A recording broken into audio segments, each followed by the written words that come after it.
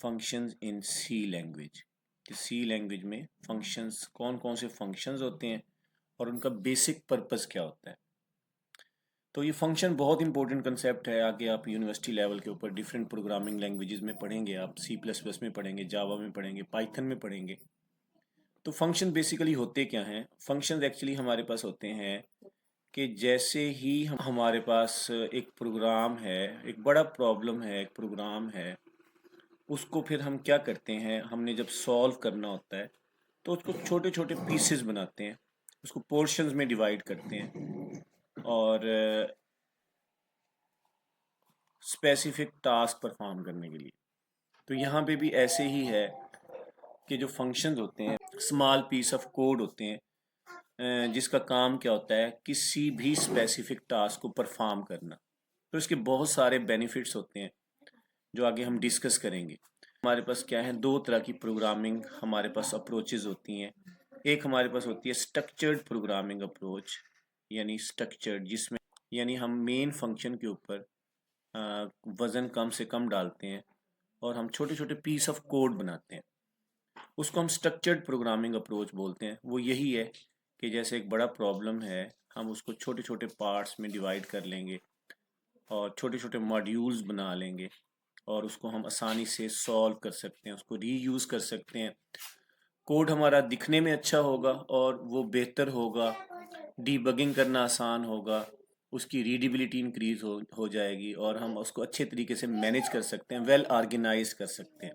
तो एक अप्रोच हमारे पास होती है स्ट्रक्चर्ड अप्रोच, जिसमें हम छोटे छोटे पार्ट्स में प्रोग्राम को डिवाइड करते हैं। ये ऐसे ही है जैसे फॉर एग्जांपल एक हमारे पास लाइब्रेरी है, उसमें हमारे पास क्या है, सेक्शंस बने हुए हैं और डिफरेंट डिफरेंट सेक्शंस में डिफरेंट डिफरेंट बुक्स पड़ी हैं, जहाँ से कोई भी स्पेसिफिक बुक है हम आसानी से सर्च कर सकते हैं। तो ये वेल ऑर्गेनाइज्ड होता है और एक अच्छी टेक्निक होती है, क्योंकि ये मॉड्यूल्स हम इनको बोलते हैं छोटे छोटे, इसको हम फंक्शंस बोल सकते हैं। इसी तरह इस तरह की प्रोग्रामिंग को हम मॉड्यूलर प्रोग्रामिंग भी बोलते हैं। तो ये एक आपके जहन में कंसेप्ट क्लियर होना चाहिए कि स्ट्रक्चर्ड और अनस्ट्रक्चर्ड प्रोग्रामिंग क्या होती है या ये टेक्निक क्या होती है। अच्छा, उसके बाद अगर हम देखें नेक्स्ट, अगर हम मूव करें दूसरे नंबर पे जो हमारे पास जो अप्रोच होती है वो होती है अनस्ट्रक्चर्ड अप्रोच। उसमें क्या होता है, अनस्ट्रक्चर्ड में हमारे पास जो है दूसरी टाइप की जो प्रोग्रामिंग होती है वो होती है अनस्ट्रक्चर्ड प्रोग्रामिंग। अनस्ट्रक्चर्ड प्रोग्रामिंग के अंदर क्या होगा, इसमें ये होता है कि हमारे पास जो भी हमारा कोड है, प्रोग्राम की लॉजिक है, उसको हम पार्ट्स में डिवाइड नहीं करते, हम उसको ना मेन फंक्शन के अंदर ही लिखते हैं। यानी मेन फंक्शन, सी लैंग्वेज में मेन फंक्शन का होना लाजमी है। एक मेन फंक्शन होता है सी लैंग्वेज में और उसके अंदर ही हमने सारे प्रोग्राम की लॉजिक लिख दी, जितना भी बड़ा प्रोग्राम। ये अनस्ट्रक्चर्ड अप्रोच है। तो ये समझो ऐसी अप्रोच है जिसमें प्रोग्राम की रीडेबिलिटी नहीं होती, प्रोग्राम की अंडरस्टैंडिंग नहीं होती और उसको हम डीबगिंग करना उसके लिए मुश्किल होता है। अब जैसे जैसे प्रोग्राम हमारा लार्ज से लार्जर होता चला जाएगा तो उसको हैंडल करना मुश्किल होता है। तो हम फिर नेक्स्ट एक कंसेप्ट की तरफ मूव करते हैं, that is structured programming approach. उसमें हम फंक्शंस बनाते हैं और फंक्शंस हमारे पास क्या होते हैं, इसकी डेफिनेशन अगर हम देखें फंक्शन की डेफिनेशन, तो डेफिनेशन इसकी वेरी सिंपल है और वो ये है कि ये, ठीक है जी, इंडिपेंडेंट कोड भी हम इसको कह सकते हैं। A small piece of independent code use to perform a specific task. Function के हमारे पास मुख्तलिफ किस्म के बेनिफिट्स होते हैं और अब पहला बेनिफिट ये है कि इसको हम रीयूज़ कर सकते हैं, कि एक कोड को हम एक दफ़ा लिखेंगे उसको बार बार रीयूज़ कर सकते हैं। दूसरा ये है कि प्रोग्राम की रीडेबिलिटी बहुत अच्छी हो जाती है और कोई भी बंदा इसको आसानी से अंडरस्टैंड कर सकता है और आपका वेल स्ट्रक्चर्ड होता है प्रोग्राम।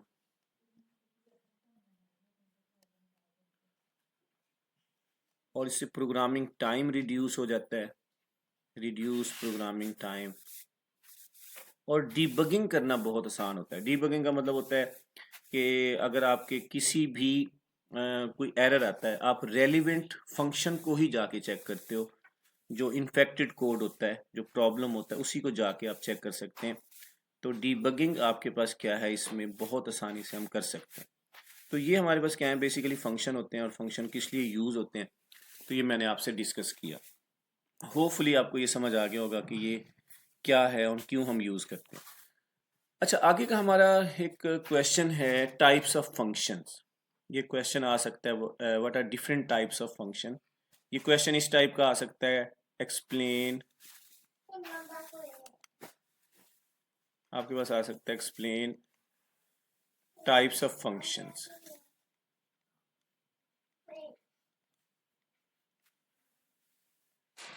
कि फंक्शन की ना आपने टाइप्स बतानी है।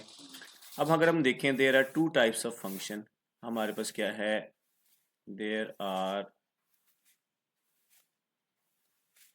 To types of function.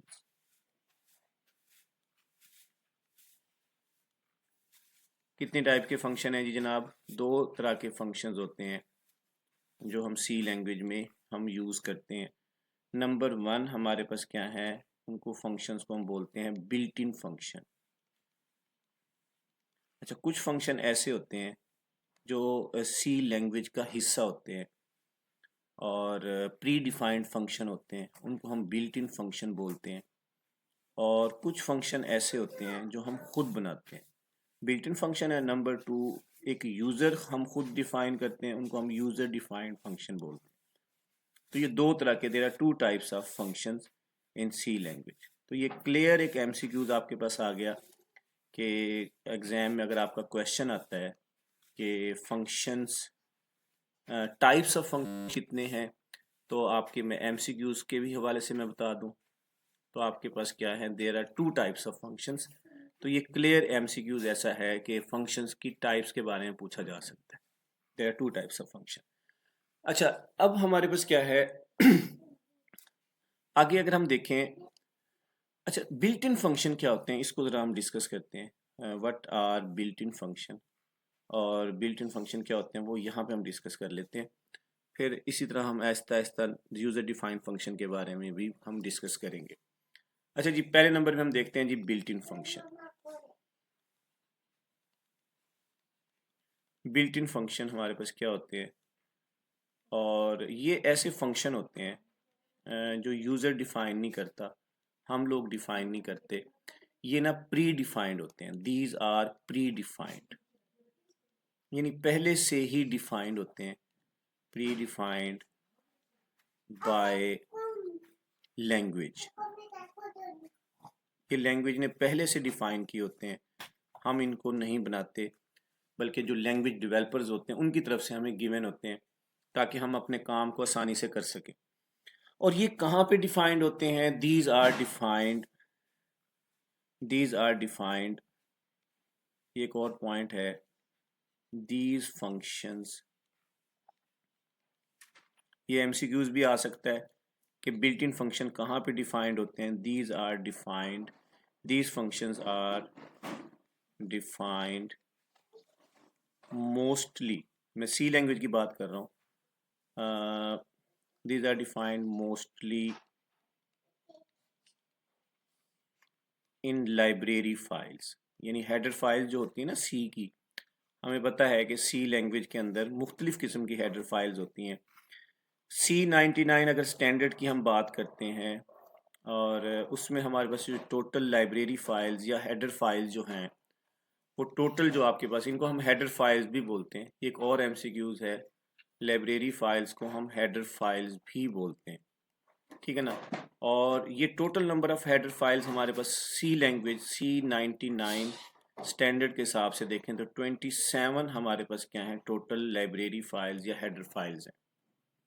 अब ये जो फंक्शन है उन लाइब्रेरी फंक्शंस, लाइब्रेरी फाइल्स के अंदर मौजूद होते हैं, पहले से ही डिफाइंड होते हैं। अब जैसे मैं आपको एक एग्जांपल दूं यहाँ पे, अगर मैं जैसे यहाँ पे आपको एग्जांपल दूं, एक लाइब्रेरी हमारे पास फाइल है, जिस तरह हमारे पास यहाँ पे एक लाइब्रेरी फाइल है standard input output dot H. अच्छा, इसके अंदर कौन कौन से फंक्शन मौजूद हैं जी, डिफाइंड है। एक स्कैन एफ का फंक्शन है, ये इनपुट फंक्शन है, आप लोगों को बच्चों पता होगा। अच्छा, इसमें एक और फंक्शन मौजूद है जिसको हम बोलते हैं प्रिंटफ फंक्शन। प्रिंटफ फंक्शन ये इसमें मौजूद है। ये हमारे पास इस हेडर फाइल में डिफाइंड है। एक और हेडर फाइल होती है console input output dot H. इसके अंदर हमारे पास एक फंक्शन है CLR SCR। ये एक फंक्शन इस हेडर फाइल में डिफाइंड है और ये क्लियर स्क्रीन का फंक्शन होता है। और एक फंक्शन होता है गेट करेक्टर का फंक्शन होता है। ये हमारे पास डिफाइंड है इसी हेडर फाइल में। गेट एस का फंक्शन होता है, गेट सी का फंक्शन होता है। ये चैप्टर नंबर 14 में हम डिस्कस करेंगे। गेट सी का फंक्शन होता है, एटसेट्रा। तो ये सारे फंक्शन आपके पास क्या हैं, इस वाली हेडर फाइल में डिफाइंड है। ये हमारे पास पहली हेडर फाइल होगी, ये दूसरी हेडर फाइल होगी। अच्छा, इसी तरह हमारे पास आगे हम अगर देखें तो एक हेडर फाइल होती है math.h। अच्छा, इसमें मैथ से रिलेटेड बहुत सारे ऐसे फंक्शन होते हैं जो ये बिल्ट इन फंक्शन हमारे पास मौजूद होते हैं। जैसे SQRT का फंक्शन है बच्चों, पावर का फंक्शन है, ABS का फंक्शन है एब्सोल्यूट वैल्यू के लिए। इसी तरह हमारे पास साइन है, कॉज है, इट्सेट्रा। बहुत सारे फंक्शन है जो इस हेडर फाइल का हिस्सा है। तो ये सारे बिल्ट इन फंक्शन है। तो आपको पता होना चाहिए कि बिल्ट इन फंक्शन एक्चुअली हैं क्या। These are predefined by the language. और ये मोस्टली कहाँ पे डिफाइंड होते हैं, हेडर फाइल्स के अंदर, लाइब्रेरीज के अंदर। इसलिए इसको हम क्या बोलते हैं, इसको हम इसलिए बोलते हैं लाइब्रेरीज में डिफाइंड है, इसलिए हम इसको क्या बोलते हैं, लाइब्रेरी फंक्शन। तो बिल्ट इन फंक्शन का एक दूसरा नाम हमारे पास क्या है, दीज आर लाइब्रेरी फंक्शन। ये हमारे पास क्या है, लाइब्रेरी फंक्शन है। तो हम कह सकते हैं एन अदर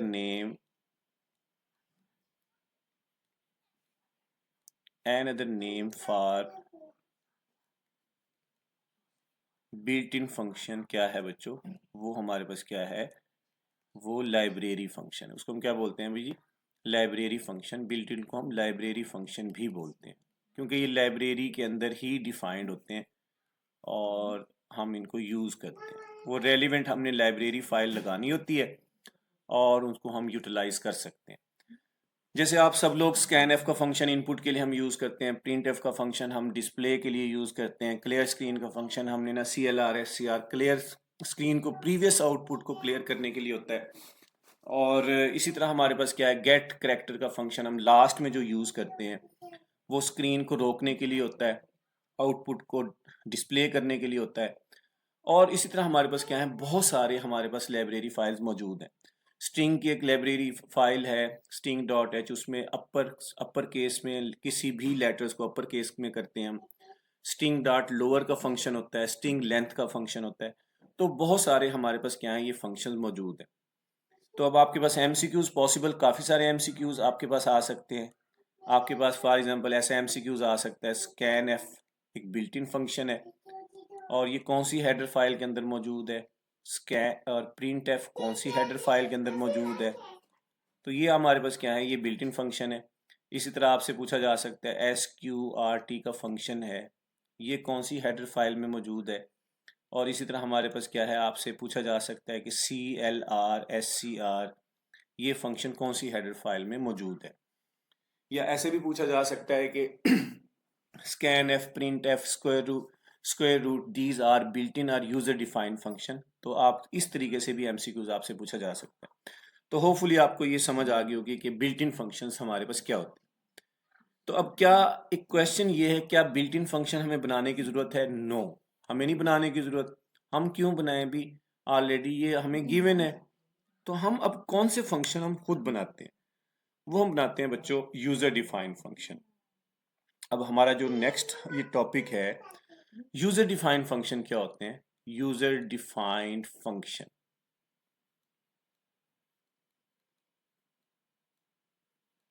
अब हमारे पास क्या है, यूज़र डिफाइंड फंक्शन। अगर सिर्फ आप इसकी डेफिनेशन को, आप सिर्फ इस वर्ड को देखें तो यूज़र डिफाइंड फंक्शन आपको क्लियरली समझ आ जाएगा। वो फंक्शन जो हम लोग बनाते हैं, एक प्रोग्रामर बनाता है, आप लोग बनाते हैं, मैं बनाता हूँ, कोई भी बनाता है, according to the need and requirement of a program. Need के हिसाब से, रिक्वायरमेंट के हिसाब से, ये पहले से डिफाइंड नहीं होते, ये पहले से डिफाइंड नहीं होते, उनको हम क्या बोलते हैं, हम यहाँ सिंपल लिख सकते हैं डिफाइंड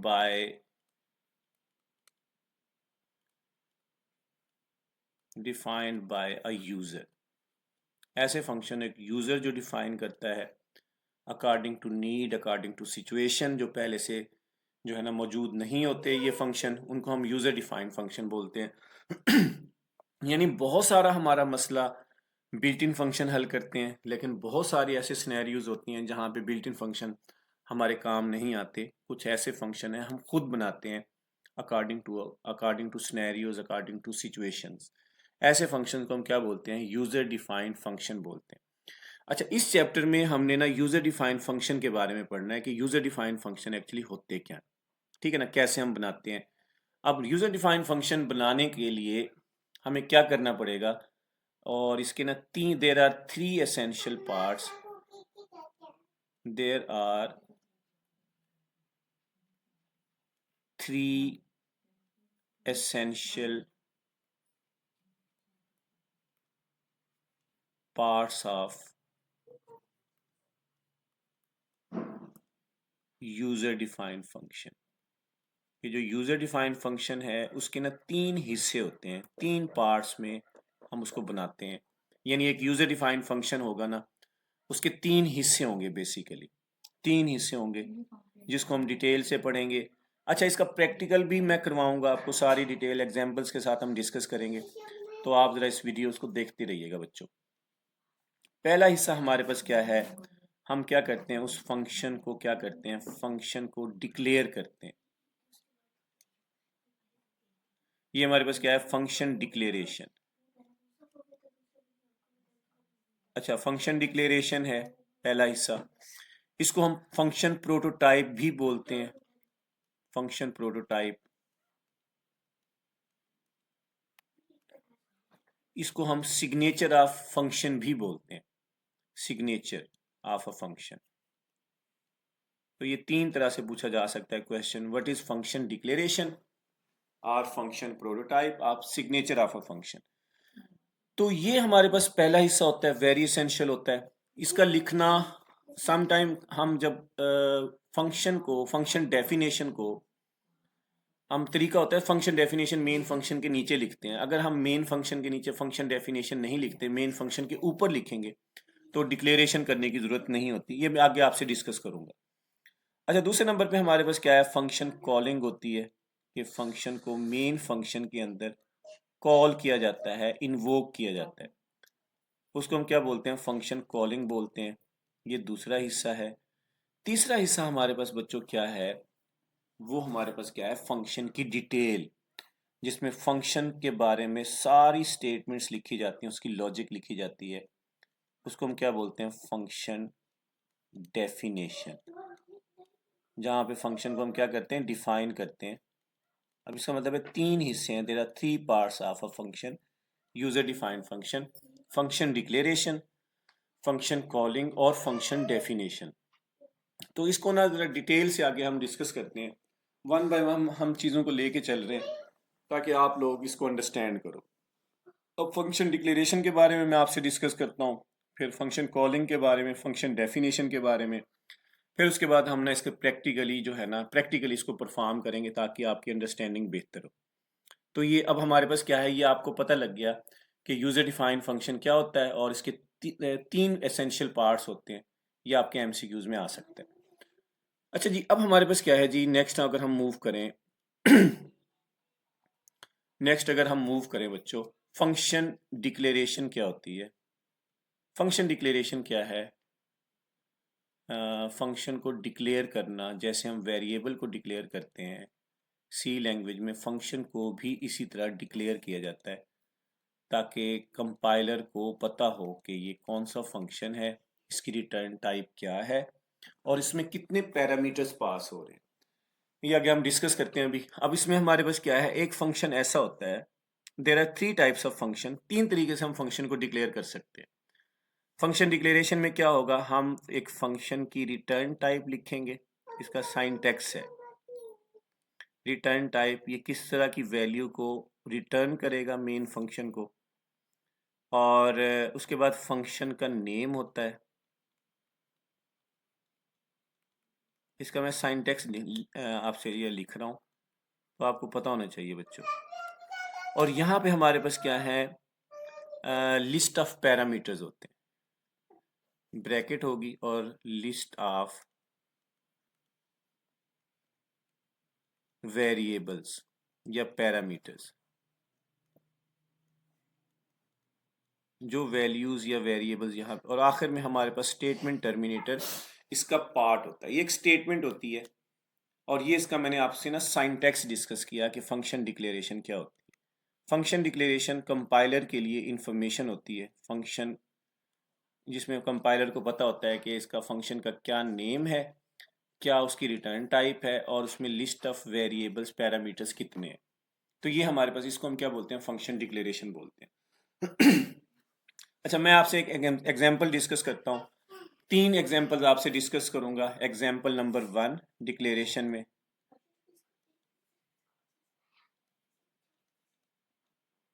एग्जांपल मैं आपसे डिस्कस कर रहा हूँ। नंबर 1 एग्जांपल है, रिटर्न टाइप में लिखता हूँ यहाँ पे वॉइड। वॉइड का मतलब होता है कि ये फंक्शन कोई वैल्यू मेन फंक्शन को वापस नहीं करेगा, वापस नहीं करेगा, रिटर्न नहीं करेगा। रिटर्न टाइप इसकी क्या है, समझो वॉइड है, समझो कोई इसने कुछ भी रिटर्न नहीं करना। ठीक है, रिटर्न टाइप का मतलब हमारे पास ये है। अच्छा, फंक्शन का नेम मैं लिखता हूँ फॉर एग्जांपल यहाँ पे ऐड। ये हमारे पास क्या है, फंक्शन का नेम है। आपने रेलिवेंट नेम लिखना है, कोई भी सिनेरियो हो उसके अकॉर्डिंग लिखना है। मैं एरिया ऑफ रेक्टेंगल फाइंड करता हूँ, तो आप यहाँ एरिया ऑफ रेक्टेंगल लिख सकते हैं। मैं सम ऑफ स्क्वायर लिखना चाहता हूँ, तो आप उस फंक्शन को उस हिसाब से लिखते हैं। मतलब ये सेम वैसे ही है जैसे वेरिएबल्स को हम नेम देते हैं, तो फंक्शन को भी हम इसी तरीके से प्रॉपर हम नेम के साथ मीनिंगफुल नेम देते हैं, जो अकॉर्डिंग टू सिचुएशन होगा। तो ये तो क्लियर होना चाहिए। और उसके इसके रूल्स, फंक्शन डिक्लेरेशन के रूल्स सेम हैं जो वेरिएबल्स के रूल होते हैं। जैसे हम वेरिएबल्स में कोई भी करैक्टर होगा, कोई डिजिट से स्टार्ट नहीं होता, उसमें ब्लैंक स्पेसेस अलाउ नहीं होती, स्पेशल सिंबल अलाउ नहीं होते, कीवर्ड्स अलाउ नहीं होते। तो इसी तरह हमारे पास क्या है, फंक्शन के नेम में भी कोई भी हमारे पास इस तरह की वायलेशन नहीं होनी चाहिए।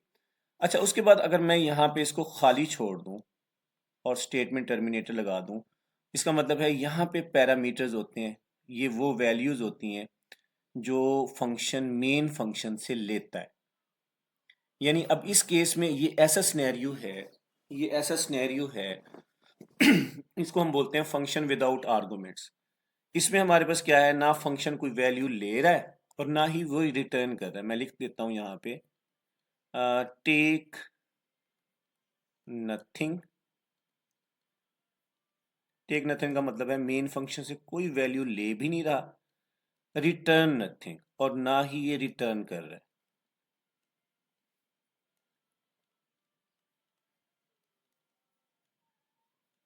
क्योंकि देखो ना, यहाँ पे वॉइड है, इसका मतलब है कोई रिटर्न नहीं कर रहा, और ये खाली है पैरामीटर की लिस्ट। इसका मतलब है ना ये वैल्यू ले रहा है मेन फंक्शन से, और ना ही ये मेन फंक्शन को वैल्यू वापस करेगा। इसके हम मैं आगे आपसे कोड भी डिस्कस करूंगा। तो ये हमारे पास एक फंक्शन की डिक्लेरेशन है। इस तरीके से हम फंक्शन को क्या करेंगे, सिंपली डिक्लेयर करेंगे। ये डिक्लेरेशन में आता है। अच्छा, उसके बाद एक और सिनेरियो हम यहाँ से बच्चों डिस्कस करता हूँ आपसे। फंक्शन डिक्लेरेशन की मैं बात कर रहा हूँ, तो हमारे पास एक दूसरा सिनेरियो ये है कि हम ये वॉइड यहाँ लिखते हैं। इसका मतलब है कोई फंक्शन मेन फंक्शन को कोई वैल्यू रिटर्न नहीं कर रहा। और यहाँ पे मैं लिखता हूँ फॉर एग्जांपल इसी फंक्शन को लिख देता हूँ ऐड, और इसमें हमारे पास क्या है, मैं लिखता हूँ इंट ए, एक पैरामीटर ए है, और इंट बी, दो वैल्यूज हैं। वो as a argument, as a parameter, argument बोल रहा हूँ सॉरी, एज अ पैरामीटर जो है ना, ये मेन फंक्शन से लेगा। इसमें ये वैल्यूज मेन फंक्शन से आएंगी एज अ इनपुट। तो ये हमारे पास क्या है, इसका मतलब है टेक समथिंग रिटर्न नथिंग। अब इसका मतलब है ये ले तो रहा है टेक समथिंग,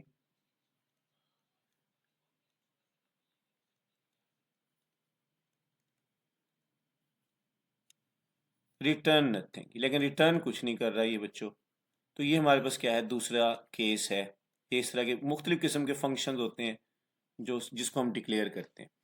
अच्छा, तीसरे नंबर पे जो हमारे पास है स्टूडेंट्स, वो है एक केस जिसमें आपके पास क्या है, यहाँ पे हम void की जगह int लिखते हैं और यहाँ पे मैं लिखता हूँ ऐड और यहाँ पे लिखता हूँ इंटीजर a और यहाँ लिखता हूँ इंटीजर b। अच्छा, ये केस ऐसा है बच्चों, अब ये वैल्यू रिटर्न करेगा इंटीजर। अब इसका मतलब है ये वैल्यू रिटर्न भी कर रहा है, ये वैल्यू ले भी रहा है। हम ये केस कौन सा होगा, इसको हम कहते हैं जी टेक समथिंग और रिटर्न समथिंग। ये वैल्यू ले भी रहा है और मेन फंक्शन को वापस भी करेगा। ये मैं सिनेरियो बिल्कुल क्लियर हो जाएगा जब हम एग्जांपल्स की तरफ मूव करेंगे। और रिटर्न समथिंग है, तो ये तीन तरह के केसेस होते हैं जो हम यहाँ डिस्कस करने वाले हैं, हमारी बुक में मौजूद है। तो मतलब एक वो होगा, ये वो केस है पहले वाला, ये फंक्शन विदाउट आर्गूमेंट्स हैं। ये हमारे पास फंक्शन है फंक्शन टेकिंग सम आर्गूमेंट्स, और ये है the function taking some arguments and return, जिसमें रिटर्न स्टेटमेंट हम यूज़ करते हैं तीसरे वाले केस में, जिसमें टेक समथिंग जो वैल्यू ले भी रहा है और रिटर्न भी कर रहा है, उसमें हम रिटर्न स्टेटमेंट को हम क्या करेंगे बच्चों, यूज़ करेंगे। तो ये हमारे पास क्या है, किसी भी फंक्शन का पहला पहला हमारे पास क्या है, पहला पहला हिस्सा होता है, पहला पहला पार्ट है जिसको हम फंक्शन डिक्लेरेशन बोलते हैं। तीनों में से किसी एक तरीके से आप कर सकते हो, तीनों में किसी एक फंक्शन को कोई भी आप तरीके से कर सकते हो एज पर योर रिक्वायरमेंट। मतलब तीनों तरीके से हम इस प्रॉब्लम को फंक्शन को बना सकते हैं। अच्छा, उसके बाद हमारे पास क्या है जी, फंक्शन कॉलिंग क्या होती है, ये मेन फंक्शन के अंदर हमेशा होती है। और अब हमारे पास दूसरा केस है, उसके बाद हम प्रैक्टिकली मूव करते हैं बच्चों, एक दो प्रोग्राम आपको समझाता हूँ, उसके बाद हम प्रैक्टिकली मूव करेंगे। दूसरे नंबर पे हमारे पास जो पार्ट होता है फंक्शन का, वो होता है फंक्शन कॉलिंग।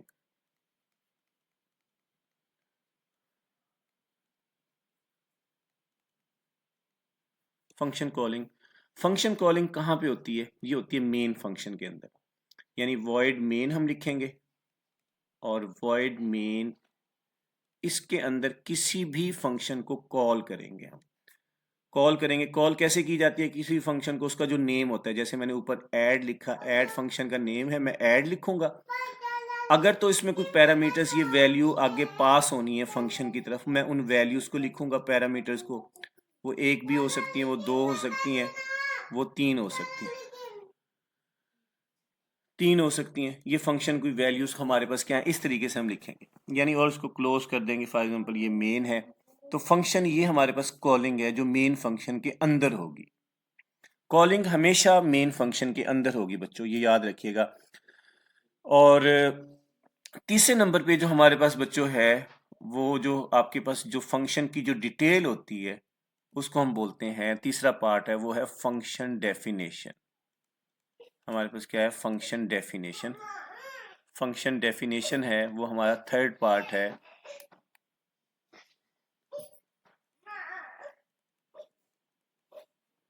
फंक्शन डेफिनेशन हमारे पास तीसरा हिस्सा है, और इसमें हमारे पास क्या होगा, वो जो फंक्शन हमने ऊपर डिक्लेयर किया है उसकी डिटेल होगी।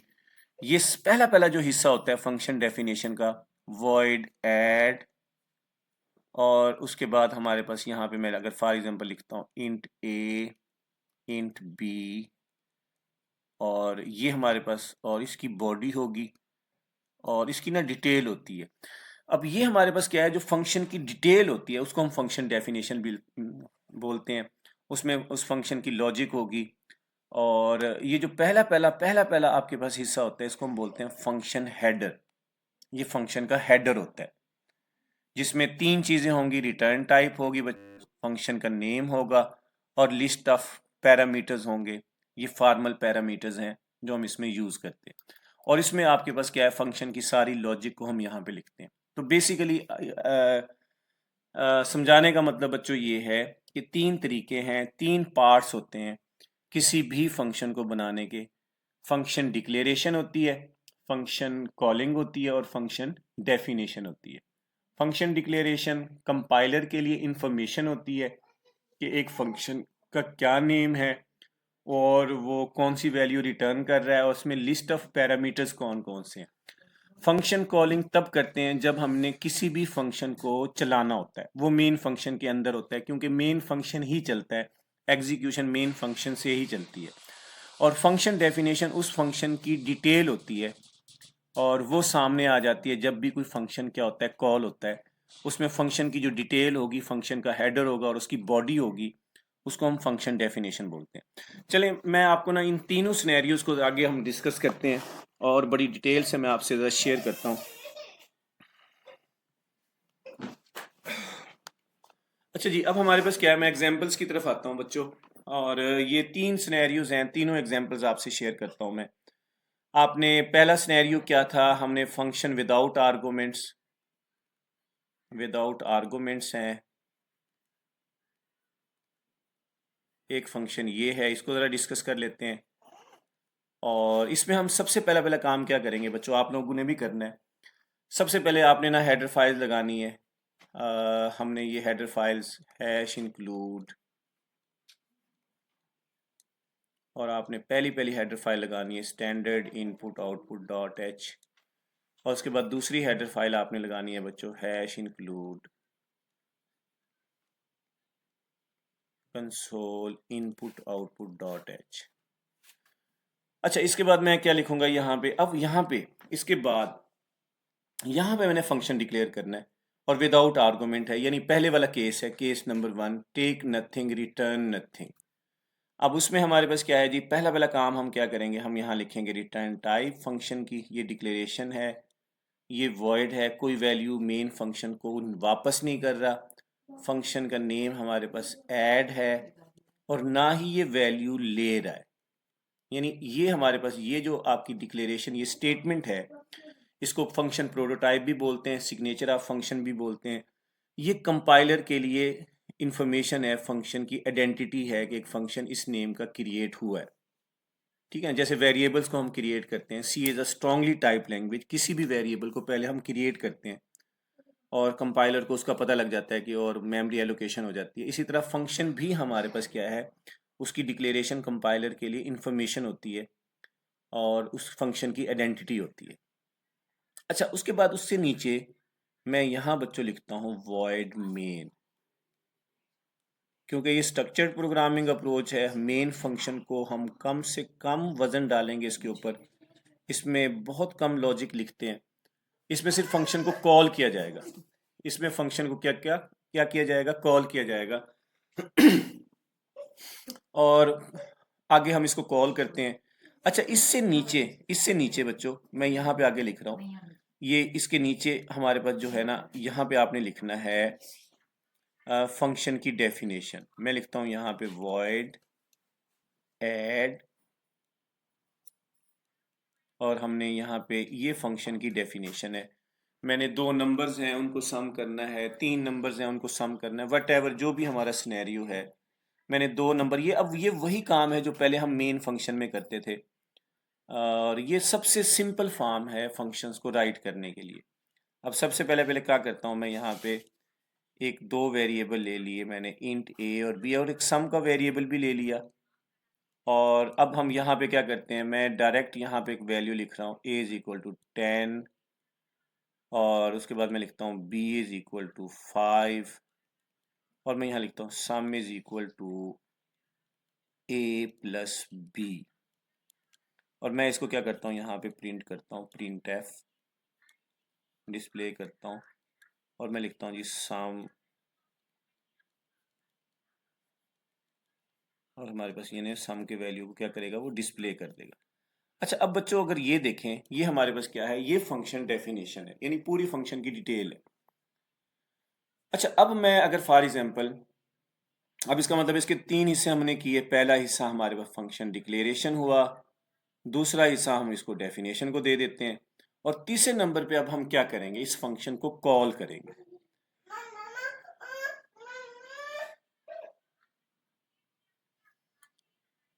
तीसरे नंबर पे हम इस फंक्शन को क्या करेंगे बच्चों, कॉल करेंगे। आपको पता है प्रोग्राम जैसे ही हम कंट्रोल प्लस F9 करेंगे, ऑपरेटिंग सिस्टम पहले मेन फंक्शन को सर्च करेगा और एग्जीक्यूशन स्टार्ट करेगा, मेन फंक्शन की बॉडी में आएगा। और यहाँ पे फॉर एग्जांपल मैंने फंक्शन लिखा है ऐड। अब ये फौरी तौर पे ऐड फंक्शन को कॉल करेगा, मेन फंक्शन ऐड फंक्शन को कॉल करेगा। और जैसे ही ऐड फंक्शन कॉल होगा तो आपके पास उसके बाद क्या होगा, 3 वेरिएबल्स डिक्लेयर होंगे मेमोरी में, ठीक है। और फिर उनकी असाइनमेंट होगी, यानी वैल्यू असाइन होगी। फिर हम लॉजिक के थ्रू पूरा प्रोग्राम हमारे पास ऑटोमेटिकली क्या हो जाएगा, एग्जीक्यूट हो जाएगा। तो इसका मतलब ये है कि अब हमारे पास देखो सिर्फ मेन फंक्शन में हमने फंक्शन को कॉल किया है, बस मेन फंक्शन को क्या किया है बच्चों, हमने कॉल किया है और उसकी डिटेल आपके पास क्या है, मेन फंक्शन से नीचे है। बस अब ये एक सिनेरियो है ये पहला पहला हमारे पास केस है, function without arguments that takes nothing from the main function and also it returns nothing to the main function. और ये आपके पास क्या इस तरीके से हम कर सकते हैं। अच्छा, इसका एक और वे भी होता है, क्या हम लाजमी है कि फंक्शन डेफिनेशन मेन फंक्शन के नीचे होगी? नहीं, ऐसा नहीं होता। हम यानी फंक्शन जो डेफिनेशन ये वाला जो हिस्सा है, ये वाला जो हिस्सा है, हम उसको यहाँ पे भी लिख सकते हैं मेन फंक्शन से ऊपर। लेकिन जब उसको मेन फंक्शन से ऊपर लिखेंगे तो इस लाइन को, फंक्शन डिक्लेरेशन को करने की जरूरत नहीं है, ठीक है ना। अगर तो मेन फंक्शन के नीचे होगा तो फंक्शन डिक्लेरेशन लाजमी करेंगे। अगर फंक्शन डेफिनेशन मेन फंक्शन से ऊपर कर रहे हो, हेडर फाइल से नीचे कर रहे हो, तो आपको फंक्शन डिक्लेरेशन वाली जो स्टेटमेंट है उसको लिखने की जरूरत नहीं है बच्चों, ये याद रखिएगा। तो ये पहला पहला केस है, इसको प्रैक्टिकली हम परफॉर्म करेंगे। पहले हम ये ज़रा लेक्चर की अंडरस्टैंडिंग कर लें ताकि फिर हम आसानी से प्रोग्राम बना सकें। अब स्नैरियो ये है बच्चों, मैं कहता हूँ आपने ना कुछ प्रोग्राम्स बनाने हैं। मैं कहता हूँ जी एक प्रोग्राम है और वो है जी इवन ऑड वाला प्रोग्राम। एक नंबर आपने लेना है यूज़र से और बताना है कि वो इवन नंबर है या वो कौन सा नंबर है, ऑड नंबर है। ये आपने फंक्शन के थ्रू बनाना है।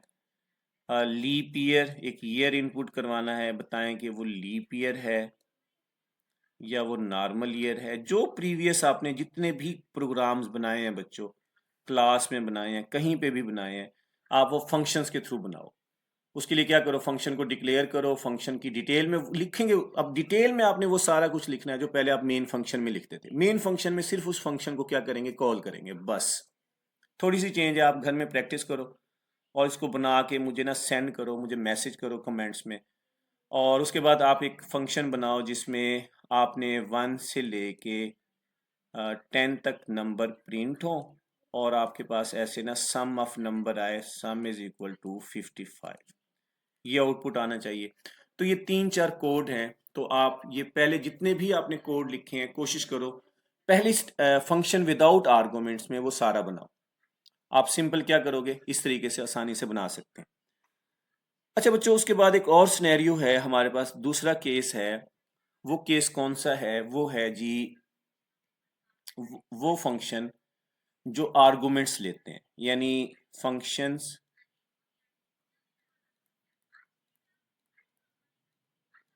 टेकिंग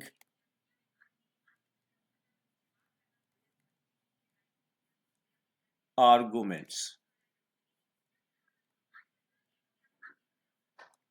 ठीक है जी। टेकिंग पैरामीटर्स या आर्गुमेंट्स जो मेन फंक्शन से लेते हैं, वो फंक्शन हम करने वाले हैं। अच्छा, उसके लिए क्या है, आप इमेजिन, आप एज्यूम यही कर लो कि आपने हेडर फाइल लगा दी। सबसे पहले आपने हेडर फाइल लगाई, हैश इंक्लूड, बच्चों ये लगा लीजिएगा। तो आप ये हेडर फाइल लगाएंगे, जो नेसेसरी हेडर फाइल्स हैं। ये 2 हेडर फाइल्स तो आप लाजमी लगाओगे टर्बो C++ पे, अगर कंपाइलर पे आप काम कर रहे हो। और उसके बाद बच्चों आप क्या करोगे, ये 2 हेडर फाइल्स हमारे पास लग गई। अच्छा, उसके बाद हमारे पास नेक्स्ट हम क्या करेंगे, नेक्स्ट हम फंक्शन को डिक्लेयर करेंगे, फंक्शन डिक्लेरेशन होगी। उसमें ये रिटर्न कुछ नहीं करेगा, ये फंक्शन मेन फंक्शन को वैल्यू रिटर्न नहीं करेगा, लेकिन मेन फंक्शन से कुछ वैल्यू लेगा ज़रूर।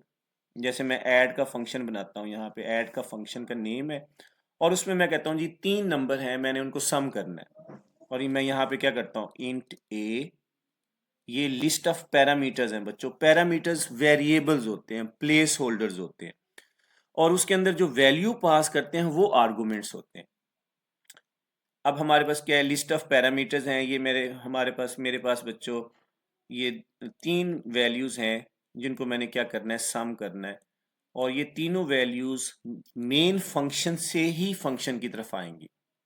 तो लिस्ट ऑफ पैरामीटर्स का मतलब ये होता है, यानी ये आर्गुमेंट्स लेगा मेन फंक्शन से और वो वैल्यू फिर फंक्शन में जाके कैलकुलेट होगी और वहीं पे वो डिस्प्ले होंगी। अच्छा, ये हमारे पास क्या है, फंक्शन डिक्लेरेशन ये हो गई। अच्छा, उसके बाद हमारे पास क्या है, वॉइड मेन। ये मेन में लिखता हूँ और मेन में मैं लिखने के बाद अब मैं क्या करता हूँ, 3 वेरिएबल्स डिक्लेयर करूंगा। कोई से भी वेरिएबल्स हो सकते हैं। मैं यहाँ लिखता हूँ इंट, बच्चों सिंपल इंट ए, बी और सी।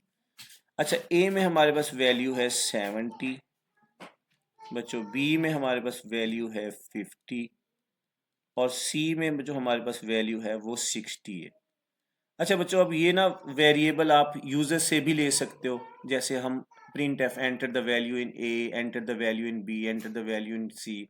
स्कैन एफ भी यूज कर सकते हो, या आप प्रोग्रामिंग टाइम पे जैसे मैंने किया आप इस तरीके से इनिशलाइज भी कर सकते हो, या आप डायरेक्ट हम उसमें कांस्टेंट वैल्यू भी ले सकते हैं। वो फिर मैं आपसे डिस्कस करता हूँ। अच्छा, ये काम करने के बाद जैसे ही हम इस फंक्शन को कॉल करेंगे बच्चों, जैसे इस फंक्शन को हम कॉल करेंगे, इस फंक्शन का नेम लिखेंगे, नेम से ही कॉल होगा और ये वैल्यूज एज एन आर्गुमेंट, ये एक्चुअल पैरामीटर्स हैं, एक्चुअल आर्गुमेंट्स हैं, ये पास होंगी। ये फंक्शन कॉल है। इसका मतलब है जैसे ही मेन फंक्शन अपनी बॉडी के अंदर फंक्शन को कॉल करेगा, ये कुछ वैल्यूज उसको प्रोवाइड करेगा, ये कुछ वैल्यूज मेन फंक्शन से ट्रांसफर होंगी जैसे ही कॉल हुआ। यानी मैं अब आपको इसको हायरार्की बताता हूँ। आप Alt+F9 करेंगे, कंपाइल हो जाएगा, Ctrl+F9 करेंगे, प्रोग्राम रन होगा। ऑपरेटिंग सिस्टम जो है प्रोग्राम की एग्जीक्यूशन कहाँ से स्टार्ट करेगा, मेन फंक्शन से।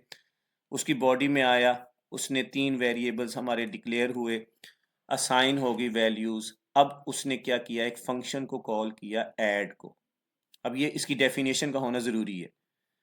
जैसे ही कॉल किया वो फंक्शन कॉल हुआ और उसने कॉल के दौरान ड्यूरिंग फंक्शन कॉलिंग उसने 3 वैल्यूज उसको प्रोवाइड की, 3 आर्गुमेंट्स प्रोवाइड किए। यानी ए में 70 है, बी में 50 है और सी में 60 है। अब ये जो फंक्शन होगा बच्चों, अब जरा देखिएगा, हम आते हैं फंक्शन डेफिनेशन की तरफ।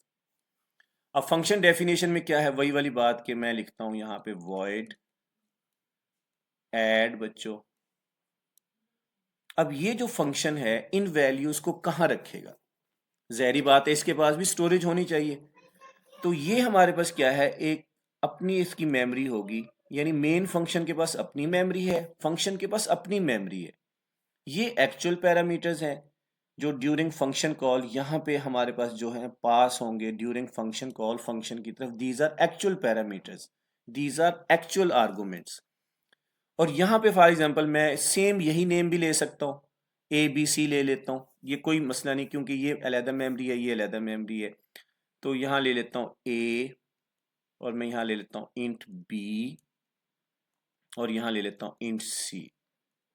अब बच्चों ये जरा देखिएगा, ये वाली वैल्यू आपके पास क्या है, ए में 70 है, ये फॉर्मल पैरामीटर्स हैं, और बी में हमारे पास 50 है और यहाँ पे सी में 60 है। एक्चुअली ये फंक्शन हेडर है, जो फंक्शन डेफिनेशन की जो डिटेल होती है, ये फंक्शन डेफिनेशन है। एक्चुअली फंक्शन डेफिनेशन की जो पहली पहली लाइन होती है उसको हम फंक्शन हेडर बोलते हैं। इसमें रिटर्न टाइप है फंक्शन की, फंक्शन का नेम है और ये लिस्ट ऑफ फॉर्मल पैरामीटर्स है। फंक्शन हेडर के अंदर लिस्ट ऑफ फॉर्मल पैरामीटर्स होते हैं। और याद रखिएगा फंक्शन हेडर होता क्या है, फंक्शन डेफिनेशन की जो पहली पहली लाइन होती है उसको हम फंक्शन हेडर बोलते हैं। अब इसको हम एक्स वाई जी भी कर सकते थे, कोई भी वेरिएबल कर सकते हो, इसमें आपने कंफ्यूज नहीं होना बच्चों। मैं कंफ्यूजन से बचने के लिए सेम वेरिएबल्स यूज कर रहा हूं।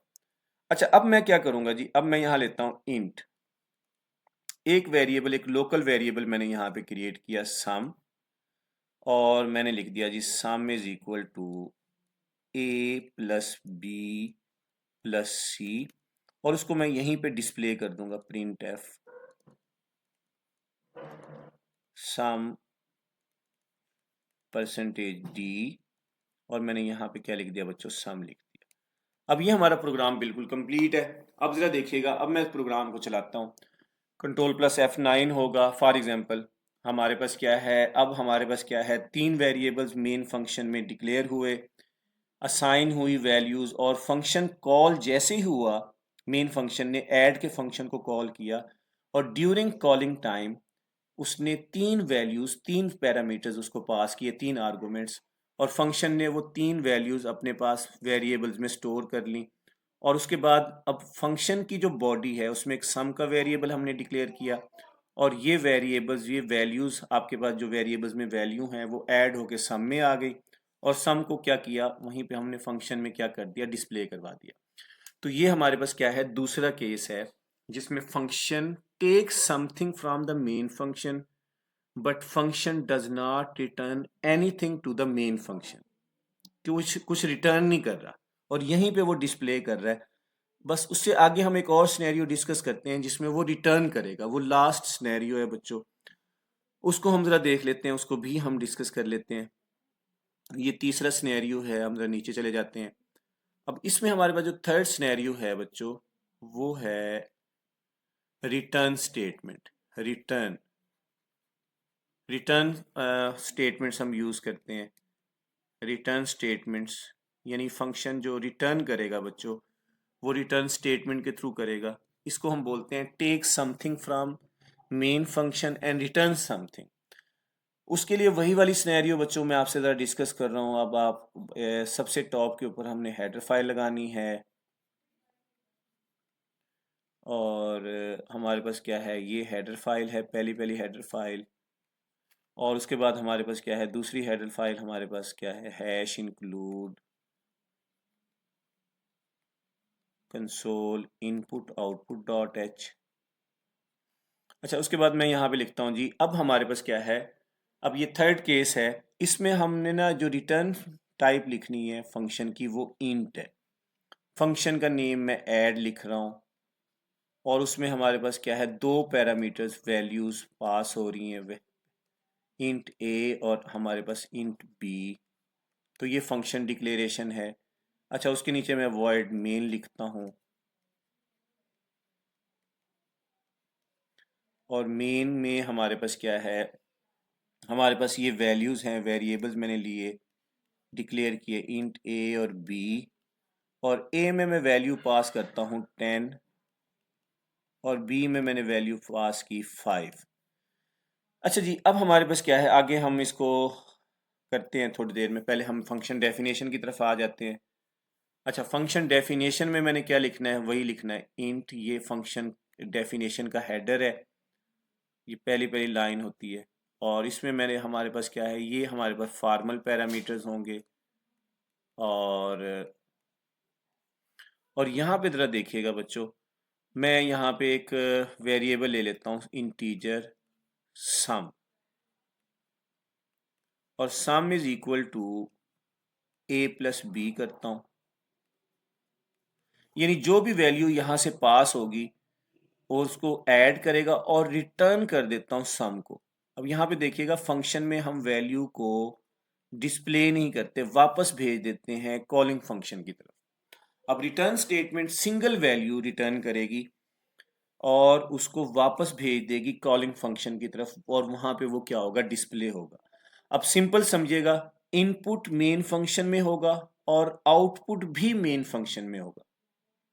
सिर्फ आपके पास फंक्शन में क्या होगा, आपकी प्रोसेसिंग होगी और एडिशन सब्ट्रैक्शन वटेवर जो भी, और जो भी रिजल्ट आएगा, रिटर्न स्टेटमेंट क्या करेगी, उस रिजल्ट को उस सम के वेरिएबल में जो भी वैल्यू है वापस भेज देगी कॉलिंग फंक्शन की तरफ। अब मैं यहाँ पे कॉल करता हूँ फॉर एग्जांपल, अब फॉर एग्जांपल यहाँ पे मैं कॉल करता हूँ बच्चों, मैं कॉल करता हूँ, मैं लिखता हूँ यहाँ पे ऐड, और मैंने क्या किया, यहाँ पे दो वैल्यूज़ पास की।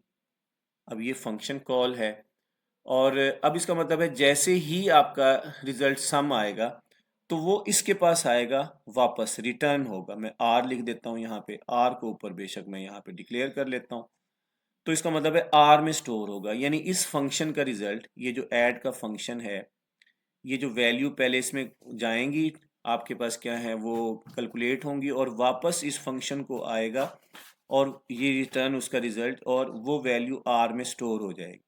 इसका मतलब ये है, अगर यहाँ पे 10 है सबसे पहले क्या होगा, ड्यूरिंग फंक्शन कॉल होगा और 10 कहाँ आएगा, पहले यहाँ पे आएगा और 5 कहाँ आएगा, 5 आपका बी में चला जाएगा और यहाँ पे 10 है और यहाँ पे हमारे पास 5 है, 15 रिजल्ट सम आ गया और रिटर्न्स 15 यानी सम को वो रिटर्न करेगा और रिटर्न एक्चुअली कहाँ आएगा, आर की वैल्यू यहाँ पे 5 में, आर यानी 15 कहाँ पे आएगा, आर में, और उसको हम यहाँ पे क्या करेंगे, डिस्प्ले कर देंगे मेन फंक्शन के अंदर ही। हम कहेंगे जी सम परसेंटेज डी और मैं यहाँ लिखता हूँ आर। तो अब हमारे पास क्या है, अब ये हमारे पास क्या है, थर्ड टाइप का फंक्शन है जो वैल्यू मेन फंक्शन से लेगा भी सही और उसको कैलकुलेट करेगा और रिजल्ट वापस उसका भेज देगा मेन फंक्शन की तरफ जहां पे वो डिस्प्ले होगा। तो मेन फंक्शन से ही वैल्यू आ रही है और रिटर्न होने के बाद मेन फंक्शन की तरफ जा रही है। ऐसे ही है, फॉर एग्जांपल बच्चों मेरे पास कुछ पैसे हैं, मैं आपको कहता हूँ बेटा ये पैसे हैं, मैं आपको दे रहा हूँ और आप इसको कैलकुलेट करो और मुझे वापस बताओ कि क्या रिजल्ट है, ठीक है, कितने अमाउंट बनती है, टोटल कितने पैसे बनते हैं। तो ये वैल्यू मेन फंक्शन से लेगा और यहाँ पे वो क्या करेगा, उसको कैलकुलेट करेगा और उसका जो रिजल्ट है वापस भेज देगा मेन फंक्शन की तरफ और वो आर में स्टोर होगा और उसको आर को हम यहाँ पे डिस्प्ले कर देंगे। यानी अब इस केस में हमारे पास इनपुट और आउटपुट मेन फंक्शन करेगा और उसके बाद सिर्फ प्रोसेसिंग जो लॉजिक है वो फंक्शन के अंदर होगी। होपफुली आपको ये समझ आ गया होगा। अगर कोई आपका इशू है तो बेटा कमेंट्स सेक्शन में लाजमी मुझसे डिस्कस करें। इसको ना प्रैक्टिकली अब ज़रा सिनेरियो में हम इसको ज़रा प्रैक्टिकली परफॉर्म कर लेते हैं, वो ज़रा ज़्यादा अच्छा हो जाएगा हमारे लिए। मैं इसको ना प्रैक्टिकली परफॉर्म करता हूँ आपके सामने और यहाँ पे मैं ओपन कर लेता हूँ डेवलपर C++। ये आपके पास आईडी है और अब ज़रा देखिएगा सारे अच्छे तरीके से आपने इसको अंडरस्टैंड करना है। अब पहला केस हमारे पास क्या है, मैं hash include standard input output dot H लिखता हूँ, हेडर फाइल है बच्चों। अच्छा उसके बाद पहला केस है वॉइड ऐड। अब ये हमारे पास कौन सा केस है, फंक्शन ना ये वैल्यू रिटर्न करेगा और ना ही ये वैल्यू ले रहा है as a parameter, as a argument.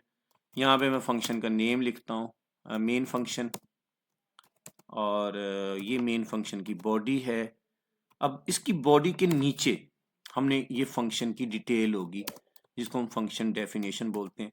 बस बच्चों कुछ टाइम रह गया आपके इस लेक्चर को मैं कंप्लीट कर लेता हूँ अभी। अब यहाँ पे मैं सिंपल करता हूँ, इंट ए है, बी है, सम है और यहाँ पे मैं a इज इक्वल टू लिखता हूँ 10, मैं यहाँ पे लिखता हूँ b इज इक्वल टू लिखता हूँ 5 और यहाँ लिखता हूँ sum is equal to a plus b। सारा वही काम है जो मेन फंक्शन में हम करते थे। ये सबसे सिंपल फॉर्म है फंक्शंस की। मैं लिखता हूँ यहाँ पे सम कॉलन परसेंटेज डी और इसको क्या कर देता हूँ यहाँ पे बच्चों सम को प्रिंट कर देता हूँ। अब ये एक्चुअली हमारे पास फंक्शन डेफिनेशन है बच्चों और अब मैं इस प्रोग्राम को सेव करता हूँ, पहले फंक्शन के नाम से सेव कर लेता हूँ और अच्छा जी अब मैं इसको कंपाइल करता हूँ, इसको रन करता हूँ। अब जैसे ही मैं इसको रन करता हूँ बच्चों, इसको तो आउटपुट कुछ नहीं आ रहा। उसकी रीज़न क्या है, उसकी रीज़न ये है कि हमने मेन फंक्शन के अंदर इसको कॉल ही नहीं किया। हमने इसकी यहाँ पे डिक्लेरेशन की है और इसी फंक्शन की जो डिटेल है, पूरी लॉजिक है, इनपुट आउटपुट और प्रोसेसिंग सब कुछ हमने मेन इस फंक्शन के अंदर किया है, लेकिन इसको कॉल नहीं किया। अब मैं इसको कॉल करने के लिए क्या करूँगा, किसी भी फंक्शन को याद रखिएगा जो कॉल करना लाजमी होता है और वो मेन फंक्शन के अंदर होगा, खुद से नहीं चलेगा। आपके फंक्शन को कोई नहीं जानता, ऑपरेटिंग सिस्टम मेन फंक्शन को सबसे पहले एग्जीक्यूशन स्टार्ट करता है। अगर उसके अंदर मैं लिख दूंगा ना फंक्शन को कॉल करूंगा, फिर ये कॉल करेगा उस फंक्शन को और उस फंक्शन को बुलाएगा अपने पास मेन फंक्शन में और उसको एग्जीक्यूट करेगा। अब मैं इसको रन करता हूँ और यहाँ पे इसको ज़रा देखिएगा। अब हमारे पास आंसर बच्चों आपके सामने ये नज़र आ रहा है, आंसर हमारे पास क्या आ गया, 15 आ गया। तो ये सबसे सिंपल फॉर्म है। आप जितने भी प्रोग्राम आपको आते हैं आप इस तरीके से कर सकते हैं बच्चों, इस तरीके से कर सकते हैं। और दूसरा केस मैं आपसे डिस्कस कर रहा था कि मैं इसको कट कर देता हूँ यहाँ से और डिक्लेरेशन की जगह ये लिख देता हूँ, फिर भी चलेगा, फिर हमें डिक्लेरेशन करने की ज़रूरत नहीं होती। अगर तो हम फंक्शन की डेफिनेशन को मेन फंक्शन से नीचे लिख रहे हैं तो हमें डिक्लेरेशन लाजमी करानी है। अगर अगर आप फंक्शन डेफिनेशन को मेन फंक्शन से ऊपर लिखेंगे तो डिक्लेरेशन की ज़रूरत नहीं है। मैं इसको कंपाइल करता हूँ बच्चों, इसको रन करता हूँ। अब ज़रा देखिए आपके सामने ये आउटपुट पहले के जैसे वापस आ चुका है। तो इसका मतलब है कोई इसमें कोई इसमें आउटपुट में कोई फ़र्क नहीं हुआ। अच्छा, उसके बाद अगर हमारे पास क्या है बच्चों, एक और मैं फंक्शन यहाँ पे लिखता हूँ आप लोगों के सामने। इसमें मैं कुछ पैरामीटर्स पास कर रहा हूँ और मैं बल्कि इसी को कॉपी कर लेता हूँ और यहाँ पे जाके इसको पेस्ट कर लेता हूँ। अब हमारे पास क्या है, function that takes something from the main function. ये हमारे पास क्या है, इंट ए है, ये पैरामीटर की लिस्ट है और लेकिन रिटर्न कुछ नहीं करेगा। अब फंक्शन में मैं क्या करूँगा, कुछ वैल्यूज़ हैं मैं पास करूँगा। अच्छा, दो तीन तरीके होते हैं, मैं इस तरीके से भी पास कर सकता हूँ। मैं सिंपल आपके पास लिखूँगा 500, 300 और ये भी एक्चुअली हमारे पास वैल्यूज़ हैं, ये पास होंगी। और यहाँ पे मैं इसको एक वेरिएबल ए है इसमें ले लूँगा वैल्यू और यहाँ पे मैं बी में ले लेता हूँ। और अब हमारे पास क्या है बच्चों, अब जरा आप सबसे अब देखिएगा, हम इसे इनको डिक्लेयर करने की ज़रूरत नहीं है। सिंपल मैं अब सम को डिक्लेयर करता हूँ क्योंकि इनपुट तो हमारे पास मेन फंक्शन से आ रहा है और मैं यहाँ सम करता हूँ। अब ज़रा देखिएगा बच्चों, ये हमने पैरामीटर्स लिखे, पिछले वाला कोड विदाउट पैरामीटर था। ये दो आर्गुमेंट्स हैं। ये 500 किस में स्टोर होगा, ए में, 300 किस में स्टोर होगा, बी में। और सम का वेरिएबल हमने यहाँ डिक्लेयर किया, इसमें 500 है, इसमें 300 है। तो सम में हमारे पास क्या आंसर आना चाहिए, 800। मैं इसको आपको रन करके दिखा देता हूँ, सेव करते हैं पहले। और अच्छा बच्चों, अब हमारे पास क्या है, मैं जैसे ही इसको रन करता हूँ, अब जरा देखिएगा आपके सामने क्या आंसर आ गया, 800। सिंपल है, ये इस तरीके से हम कर सकते हैं। अच्छा, दूसरा तरीका ये है कि हम इसको कुछ इस तरीके से भी जो है ना इनपुट ले सकते हैं। ये आप सब लोगों को पता है। मैं लिखता हूँ यहाँ पे ए, मैं लिखूंगा यहाँ बी और मैं लिखता हूँ यहाँ ए इज इक्वल टू 500 और मैं यहाँ लिखूंगा बी इज इक्वल टू 300। ये वेरिएबल मैं यूज़ कर रहा हूँ और यहाँ पे अब मैं कांस्टेंट वैल्यूज़ नहीं लूँगा, मैं यहाँ पे ए और बी ले लूँगा। इस तरीके से भी आपका रिजल्ट सेम आएगा। मैं आल्ट प्लस इसको कंपाइल करता हूँ, इसको रन करता हूँ, ज़रा देखिए इसका आउटपुट हमारे पास सेम आया है। तो ये इस तरीके से भी हम किया जा सकता है। अच्छा, तीसरा तरीका हमारे पास क्या है, आप सब लोगों को पता है। मैं यूज़र से वैल्यू भी ले सकता हूँ। मैं यहाँ लिखता हूँ प्रिंट एफ, मैं लिखता हूँ एंटर वैल्यूज़, ठीक है ना। मुख्तलिफ वैल्यूज़ में ले रहा हूँ, बैकस्लैश n लगाऊंगा न्यू लाइन के लिए। और इसके बाद बच्चों मैं स्कैन एफ का फंक्शन यूज़ करता हूँ। ये सारी चीज़ें आप लोगों ने बच्चों की हुई, %d एड्रेस ऑफ ए ले लेता हूँ और मैं ले लेता हूँ एड्रेस ऑफ बी। अब ये इस तरीके से भी मैंने इनपुट लिया और वो एज अ आर्गूमेंट यहाँ से, ये एक्चुअल पैरामीटर्स हैं बच्चों जो फंक्शन कॉलिंग के दौरान यूज़ होते हैं और ये फॉर्मल पैरामीटर्स हैं। अच्छा, ये जो लाइन है ना, ये फंक्शन हेडर कहलाती है, जो फंक्शन डेफिनेशन की पहली पहली लाइन है। अच्छा, अब मैं इसको रन करता हूँ आपके सामने, इसको एग्जीक्यूट करता हूँ। अब वो आपके सामने सबसे वैल्यू पूछ रहा है। एंटर फर्स्ट वैल्यू मैं 700 लिखता हूँ, नेक्स्ट वैल्यू मैं 900 लिखता हूँ। जैसे एंटर करता हूँ, अब आपके सामने बच्चों 1600 आपके पास आउटपुट आया है। तो ये इस तरीके से हम इस फंक्शन को हम लिख सकते हैं। अच्छा, अब लास्ट हमारे पास बच्चों केस है जिसमें वैल्यू रिटर्न भी कर रहा है। उसको भी मैं जल्दी से आपको करके दिखा देता हूँ और लेक्चर को वाइंड अप करते हैं बच्चों। वीडियो बहुत लेंथी हो गई है। उसमें हमारे पास अब यहाँ पे वॉइड की जगह हम क्या लिखेंगे, इंट लिखेंगे, क्योंकि ये वैल्यू रिटर्न भी करेगा। इसको हम एज इट इज़ रहने देते हैं और ये हमारे पास वैल्यू यहाँ जाएगी और सम, और यहाँ पे इसको हम ख़त्म करेंगे। ये वैल्यू एक्चुअली रिटर्न, यहाँ पे हम लिखेंगे रिटर्न स्टेटमेंट। अब रिटर्न मैं क्या करूँगा, सम को। अब हमारे पास क्या है, इसमें ज़रा देखिएगा बच्चों, मैं इस प्रोग्राम को अभी रन कर रहा हूँ, अभी इनकम्प्लीट है, सिर्फ समझाने के लिए आपको रन कर रहा हूँ। और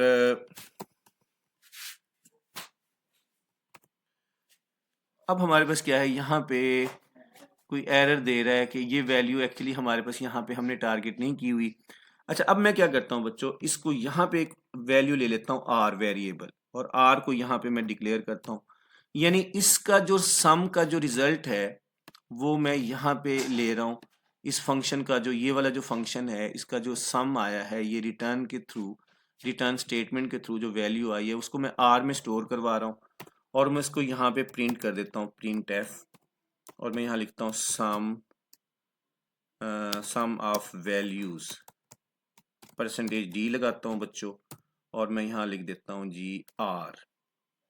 अच्छा, होपफुली अब हमारे पास ये रन करेगा और इसमें हमारे पास add return value with a value in function void. Okay, यहाँ पे हमने बच्चों इंट ही लिखना है, ये गलती हमारी शो हो रहा है क्योंकि यहाँ पे हमारे पास इंट है फंक्शन डिक्लेरेशन में, तो यहाँ पे भी इंट है, तो ये एरर दे रहा है। मैं इसको दोबारा कंपाइल करता हूँ। अच्छा बच्चों, अब जरा देखिएगा, अब हमारे पास क्या है, यहाँ पे हमारे पास क्या है, इंट है, इंट हमने करना है, और मैं इसको कंपाइल करता हूँ, रन करता हूँ, एंटर वैल्यू, और मैंने ये वैल्यू लिखी फॉर एग्जांपल 600, यहाँ पे मैं लिखी जी 600 दोबारा। अब हमारे पास जो रिटर्न होगा वैल्यू हमारे पास 1200 है, तो ये प्रोग्राम बिल्कुल हमारा काम कर रहा है। तो ये हमारे पास क्या है, रिटर्न स्टेटमेंट है जो वैल्यू को वापस मेन फंक्शन की तरफ, कॉलिंग फंक्शन की तरफ भेजेगी, और वहां पे हम उसको डिस्प्ले कर सकते हैं। अच्छा, दूसरा तरीका हमारे पास ये है कि बच्चों इसको, और एक और तरीका भी है, मैं सिंपल लिखता हूँ प्रिंट एफ, और मैं यहाँ लिखता हूँ सम ऑफ वैल्यूज, और मैं परसेंटेज डी लगाता हूँ, और यहाँ पे मैं कॉल करूंगा उस फंक्शन को, और यहाँ पे जो वैल्यू है ए और आर्गुमेंट पास करूंगा। तो इस तरीके से भी हम इसको डिस्प्ले कर सकते हैं। जब भी रिटर्न स्टेटमेंट लगाएंगे, प्रिंट एफ आपने कहाँ लिखना है, मेन फंक्शन में लिखना है। स्कैन एफ आपके पास, यानी इनपुट भी मेन फंक्शन में होगा और आउटपुट भी मेन फंक्शन में डिस्प्ले होगा। यहाँ पे सिर्फ क्या होगी, लॉजिक होगी प्रोग्राम की, सिर्फ कैलकुलेशन होगी, और वैल्यू वापस रिटर्न स्टेटमेंट एक सिंगल वैल्यू को वापस भेजेगी मेन फंक्शन की तरफ। और ये इस तरीके से हम डिस्प्ले कर सकते हैं। पहले फंक्शन कॉल होगा, जो यूजर इनपुट करेगा वो वैल्यू ट्रांसफर होंगी फंक्शन की तरफ, और फिर यहाँ पे आएंगी वो वैल्यू एक्चुअल फॉर्मल पैरामीटर्स में, फिर आपके पास यहाँ पे ऐड होगा, फिर रिटर्न करेगा। जब वापस आएगा तो ये वैल्यू इस फंक्शन की तरफ, आपके जो भी रिटर्न आपके पास सम आया है, तो प्रिंट एफ के थ्रू हम उसको क्या कर सकते हैं, डिस्प्ले कर सकते हैं। तो इस कोड को मैं रन करके दिखाता हूँ आपको। अब जरा देखिएगा, आपके सामने दो वैल्यूज में ले रहा हूँ, 670 मैंने लिया, 980 लिया। अब हमारे पास रिजल्ट क्या आ गया, 1650, तो आपके पास रिजल्ट है। होपफुली स्टूडेंट्स आपको ये समझ आया होगा कि क्या आज हमने डिस्कस किया, कैसे हमने वर्कआउट किया। तो मजीद एक दो टॉपिक्स हैं, वो नेक्स्ट वीडियो में मैं आपसे डिस्कस करूंगा। इसकी अंडरस्टैंडिंग के हवाले से मुझसे डिस्कस करें, प्रैक्टिकल करें, आप इसका प्रैक्टिकली परफॉर्म करें तो ज़्यादा बेहतर है, आपको काफ़ी सारी चीज़ें समझ आएंगी। और आपने देखा कि फंक्शन जो यूज़र डिफाइंड फंक्शन है कैसे हम बनाते हैं, उसके कितने हिस्से होते हैं, और 3 तरह के फंक्शन होते हैं। फंक्शन जो वैल्यू नहीं लेते और ना ही वो फंक्शन को वापस करते हैं, उनको हम विदाउट आर्गुमेंट्स बोलते हैं। अच्छा, एक फंक्शन ऐसा होता है जो वैल्यू लेगा, पैरामीटर्स लेगा, लेकिन वो वापस नहीं करेगा, वो दूसरा केस है। तीसरा केस हमने डिस्कस किया, take something from main function, a function take something from the main function and also return something to the main function, जिसमें हम रिटर्न स्टेटमेंट हम यूज करते हैं। ये तीसरे वाला केस है। लाजमी मुझसे फीडबैक शेयर करें लेक्चर के हवाले से, और अंडरस्टैंडिंग के हवाले से डिस्कस करें। और नेक्स्ट लेक्चर, नेक्स्ट वीडियो, कोई भी वीडियो हो, और आपकी आईसीएस से रिलेटेड हो, कोई किसी भी लेवल की हो वीडियो, आप मुझसे कमेंट्स में शेयर करें, मैं इंशाल्लाह वो वीडियो अपलोड कर दूंगा आपके लिए। Thank you very much, take care of yourself, Allah हाफिज़।